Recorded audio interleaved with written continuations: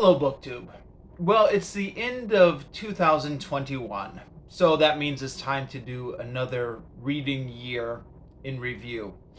I read 26 books this year, which is not bad for me. That's one of my better years. And I mean, I know this is BookTube, where people read 26 books or more in a month. But I've always considered myself just a normal person who's hopped onto BookTube, not like your typical voracious BookTube reader. Um, yeah, 26 books. Now that number does include a number of children's books. It also includes a number of rereads, many of them children's books again. And it includes some books which are actually part of a larger volume. For example, 6 of those books comes from the Complete Stories of Oz, which is bound up and sold here as one volume, but is actually several different books inside there. And then the Chronicles of Amber. 3 of those books come from the Chronicles of Amber, which you can say I've bought it as one book, but in both cases, these are compilation volumes where the individual books were originally published separately and then put together in this compilation volume later. So I'm counting those as separate books. So yeah, that's just a little confession about my accounting. Yeah, so like I said, it's 26 books is not a bad year for me. It's been an interesting year here in Vietnam. I know it's been an interesting year everywhere. But Vietnam in 2020 was lucky enough to avoid the coronavirus lockdowns for the most part. We had, I don't remember what it was, a really strict 2-month lockdown.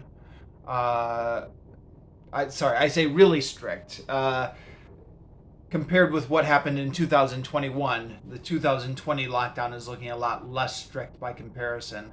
But there was about a 2-month lockdown in 2020, combined with contact tracing and then just shutting down the borders and putting all people into quarantine who arrived in the borders, which after 2 months of that looked like it had eradicated the coronavirus. So for the rest of 2020, life resumed more or less as normal in Vietnam.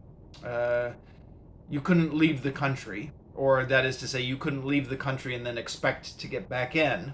But as long as you stayed within the borders, you could travel, you go to work, all that stuff. But then 2021, the Delta variant proved much harder to control in the same way. And so things, excuse me, I got a bit of a dry throat. This might be an issue all video. Things shut down in May, and then I've been working from home ever since. There was periods of really strict enforced lockdown where you were legally not allowed to get out of your apartment or house, and people were enforcing that. And then there were just periods where most people were working from home and it was considered advisable to stay home. So I have been spending way too much time in my apartment, and I've had all the usual issues that go along with that. The claustrophobia, the melancholy or depression from not getting outside enough or not getting out and about and seeing new things. The feeling that you're just running your wheels in the same place. I mention that. I usually try and keep my personal life out of these BookTube videos, but I mention that because I'm not sure how that's affected my reading. I suspect the fact that I have made such little progress on professional development reading and veered a lot more towards fantasy and children's stories may have been a result of some of those feelings, although I'm predisposed to fantasy and children's books anyways, so it's hard to say, but usually I like to read. I would have liked to make more progress in nonfiction. I'm not sure if that's a result. But one of the other big themes this year is I finally tackled a whole bunch of books that had been sitting half read on my shelf for years. It was a good year for cleaning up my reading list, and I'm not sure if being locked down was a factor in that as well. Because even though I do normally read at work, I usually have to bring the book with me. And being at home and locked down made the book a lot closer to me than it would have been otherwise. Does that make sense? I'm not sure that makes sense, but I mean, it's things just like always having the book in hand, like reading a few pages while I'm eating, which I did at home, but I might not have done at work. So let's start off with that list, actually, the list of books that had been on my shelves for years, and I just finally got around to finishing. Don Quixote. So I think I started Don Quixote with my book club in 2017. We read part 1, but then we gave up on part 2, and it's just been sitting on the shelves ever since, and I'll pick it up for a bit, read some, and then we'd give up on it again.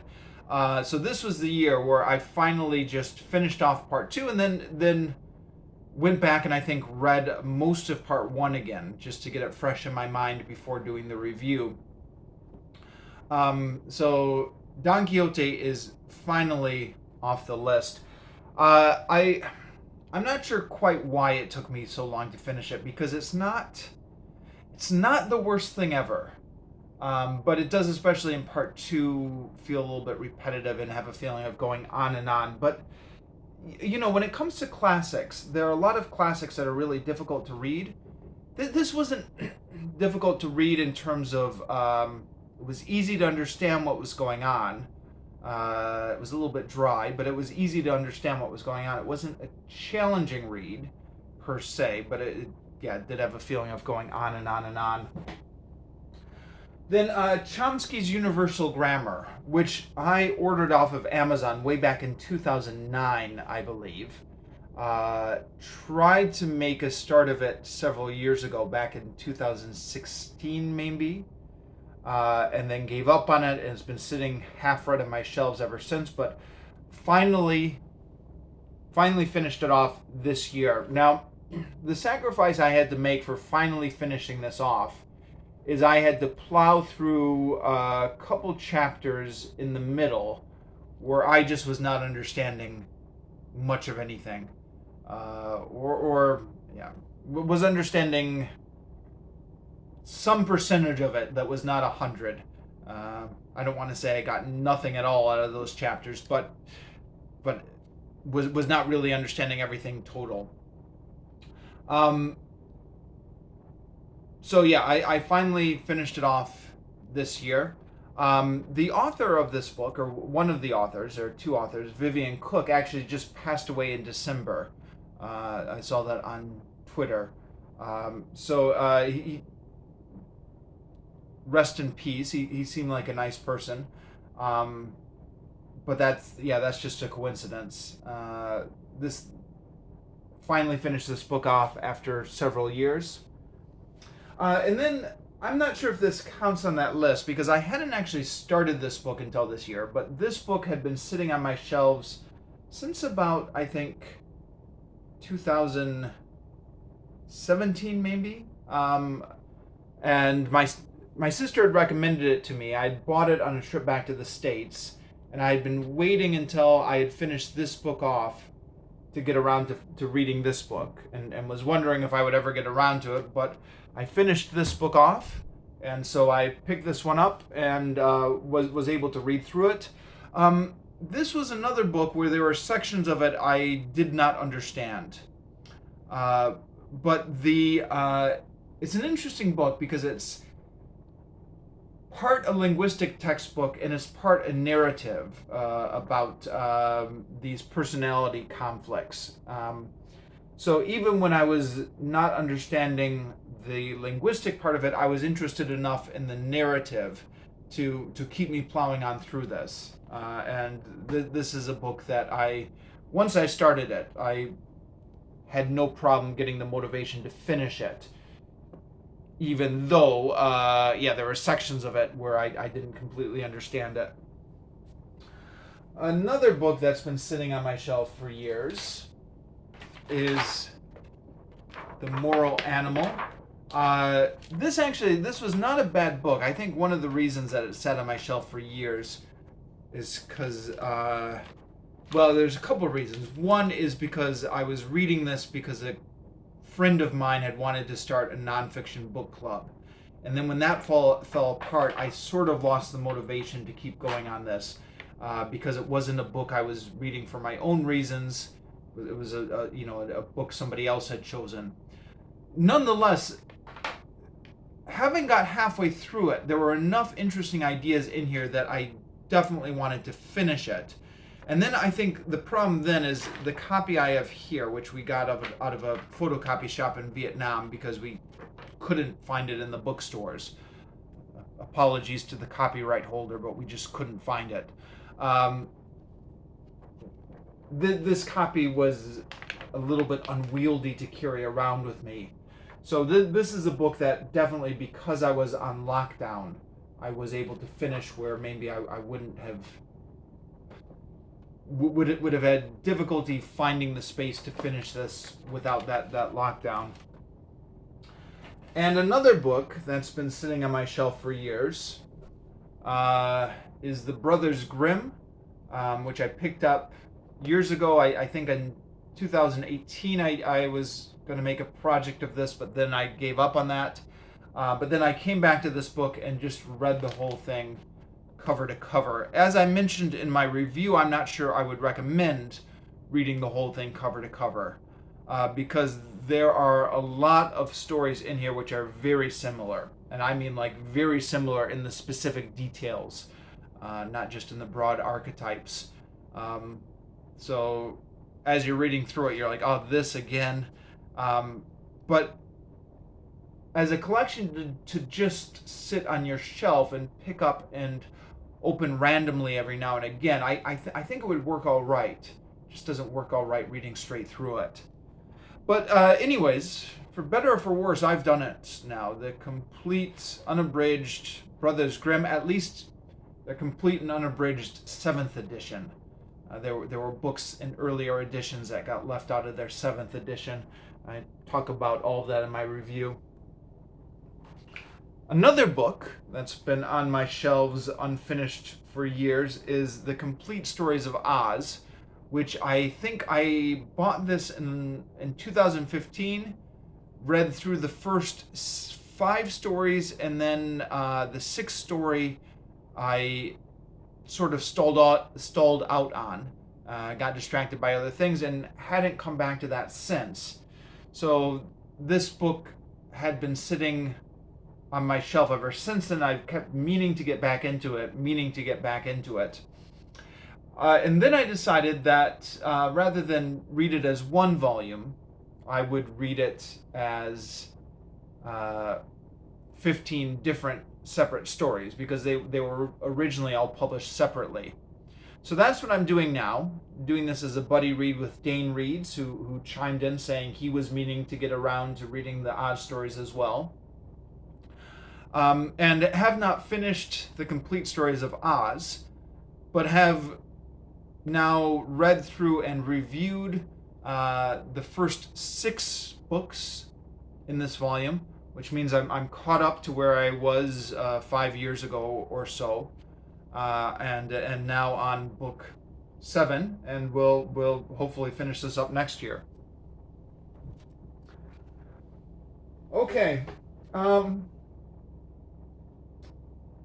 So that finishes up all the books that had been lingering on my bookshelf. Now to just random stuff, I guess. The Chronicles of Amber by Roger Zelazny. This is 5 books, originally published separately in the 1970s. 70, 72, 75, 76, and 78. I had read the first 2 books in this series in 2020, so they don't count for my 2021 books.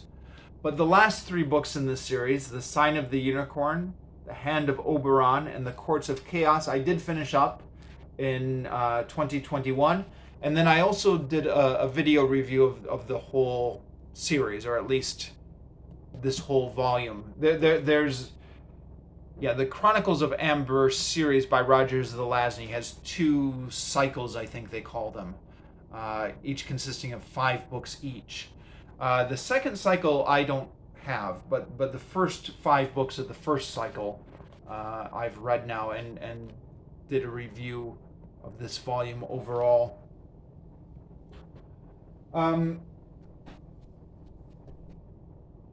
Then The Merry Adventures of Robin Hood by Howard Pyle. This is something I found in the school library where I work at. It was due a long time ago, but I still have it because we've been working from home since May, or late April maybe. So I haven't actually gone back to the school to return this. So I have this one and also this one as a little visual prompts. So once I picked this one up because I was looking for a quick read, and also because it was a classic of sorts. I mean, it's for kids, but it's a classic children's book. But then once I got into this, I realized that I had actually started this book once before, back in 1st or 2nd grade, something like that.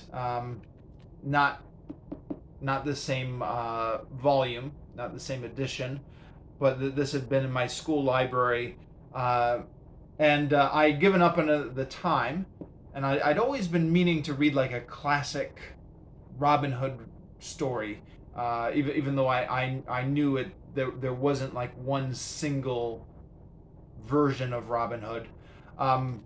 So this, now that I've read it, I can check that off my list. This is the book I gave up on when I was in elementary school, and I've come back to that now.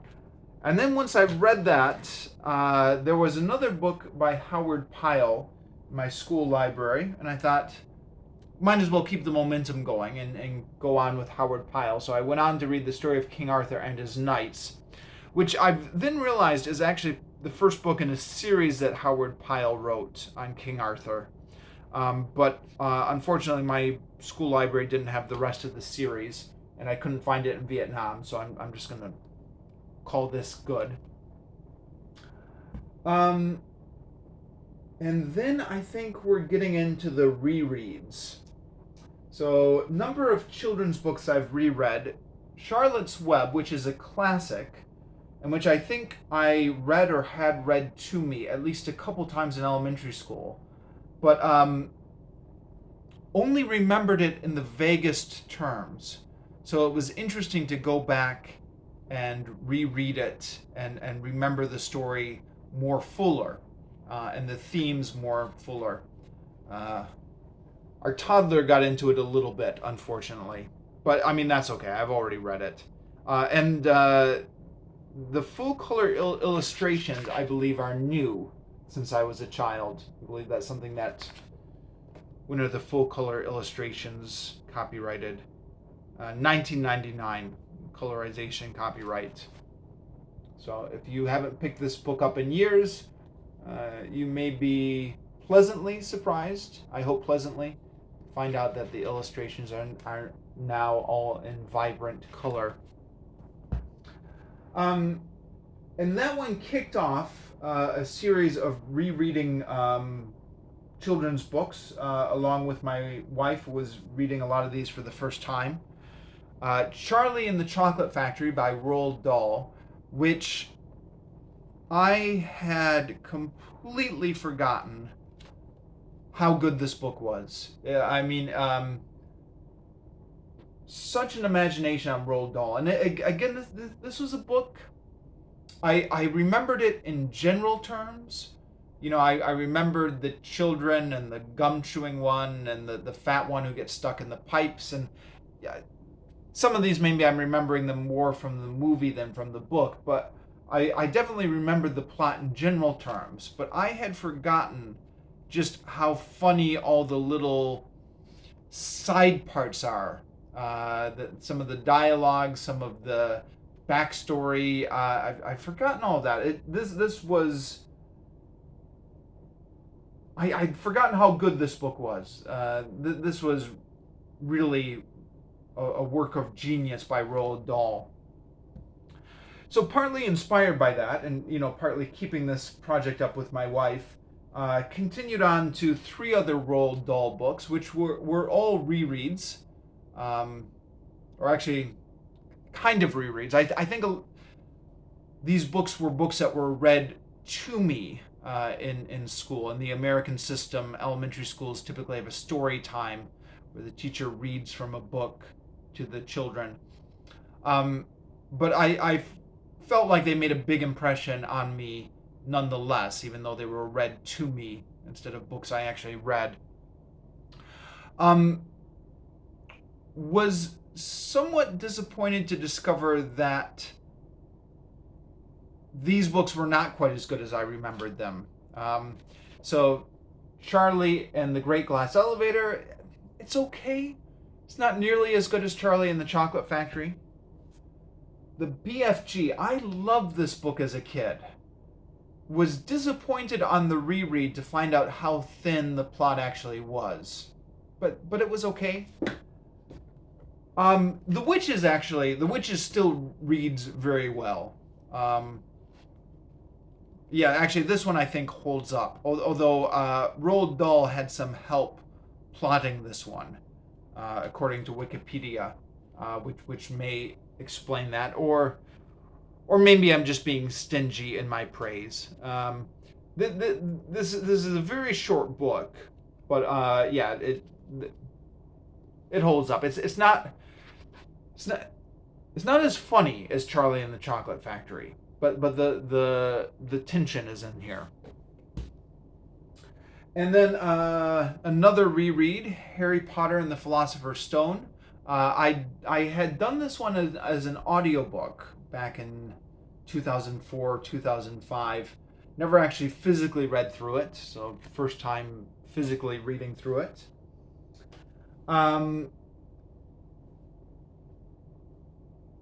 Alice's Adventures in Wonderland and Alice Through the Looking Glass. So one of these is a reread and one of these is not. Alice's Adventures in Wonderland is a reread, kind of. I had done it on audiobook. And then Alice Through the Looking Glass was a new book. And a new read for me. It's an old book. Yeah, you know what I mean. They're both here in the same volume, and I'm counting them as 2 books. Okay, moving on here to The Hobbit and the Lord of the Rings trilogy. The Hobbit is a reread. I had not actually read this as a child. I had started it as a child and then didn't finish it because I felt like I wasn't getting anything from the book that I didn't already know from the animated movie. Although I was a big fan of the animated movie as a kid. But I did finally read this around the time I was finishing college.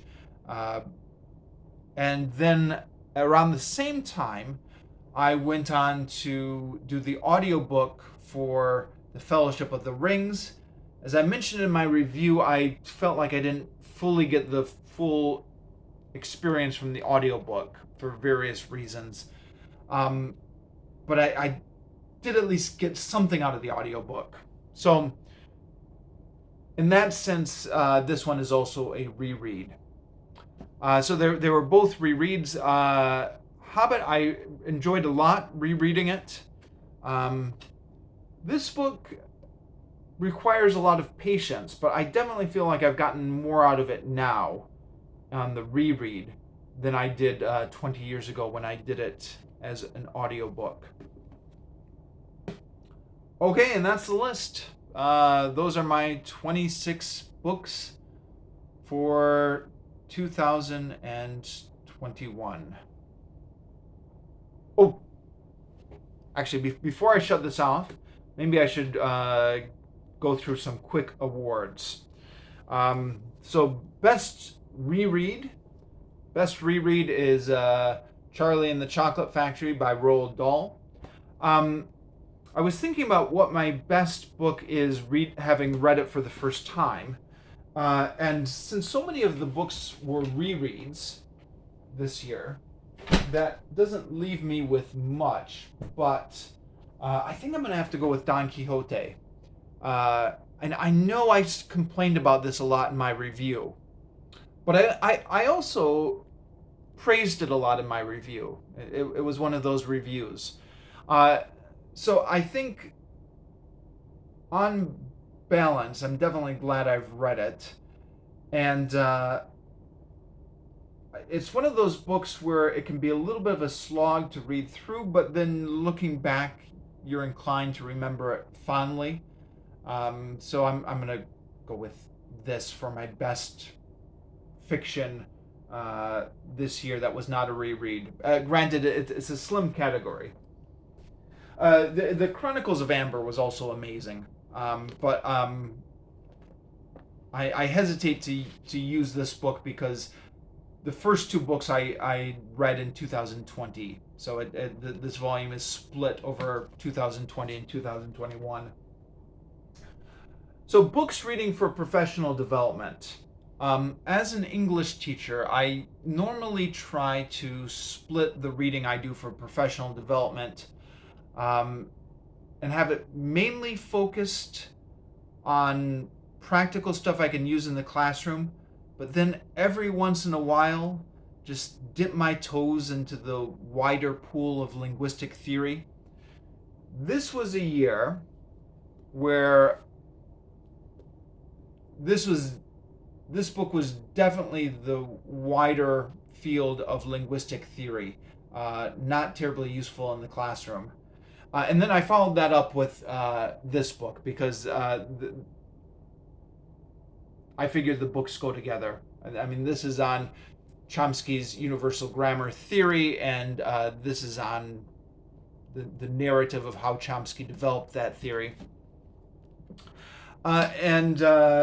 Then I did not finish any other books for professional development this year. And again, maybe this goes back to what I was talking about at the beginning of the video with being stuck in lockdown here.